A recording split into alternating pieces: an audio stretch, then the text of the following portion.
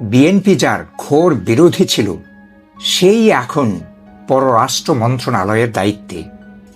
এটা কি কেবলই কাকতালীয়, নাকি কূটনীতির অন্ধকার খেলা? অনেকেই হতবাক।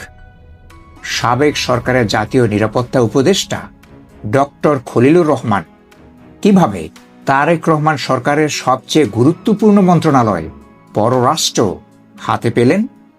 কেউ বলছেন অজিত ডোভালের সঙ্গে সাক্ষাতের পর তিনি ভারতের আস্থাভাজন হয়ে উঠেছেন। আবার কেউ বলছেন তিনি যুক্তরাষ্ট্রের পছন্দের মানুষ। কিন্তু চমকটা এখানেই, যদি তিনি দুদেশেরই পছন্দের হন। প্রথমত, চীন প্রশ্নে দক্ষিণ এশিয়ায় ভারত ও যুক্তরাষ্ট্রের স্বার্থ প্রায় অভিন্ন। এই ভারসাম্য ঠিক রাখতে একজন গ্রহণযোগ্য মুখ দরকার।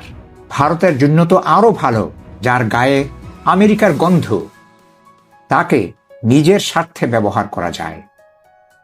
দোষ যাবে ওয়াশিংটনের ঘাড়ে, আর লাভ যাবে দিল্লির ঘরে। আর আমেরিকা নিজ স্বার্থ রক্ষায় কখনো দোষের পরোয়া করে না। ভেনেজুয়েলার ঘটনা তার সর্বশেষ সাক্ষী। তৃতীয়ত, ইসলাম প্রশ্ন। এই ইস্যুতে যুক্তরাষ্ট্র, ইসরায়েল ও ভারত প্রায় সব সময় এক লাইনেই দাঁড়ায়। মিশরের ব্রাদারহুড সরকারের পতন, হামাস ইস্যু, ইরান ইসরায়েল উত্তেজনা, ভারতের ভূমিকা, সব কিছুর ভেতরে এক অদৃশ্য সুতো আছে।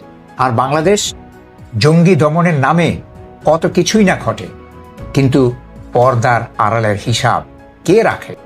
শেষ কথা, আজকের দুনিয়ার সবচেয়ে বড় যুদ্ধটা হয় মঞ্চে নয়, হয় পর্দার পেছনে। আর ইসলামের উত্থান এই ডার্ক ওয়ার্ল্ডের জন্য এক অস্বস্তিকর প্রশ্নচিহ্ন। এখন হিসাব মেলান। বুঝতে পারছেন তো খেলা আসলে কোথায়?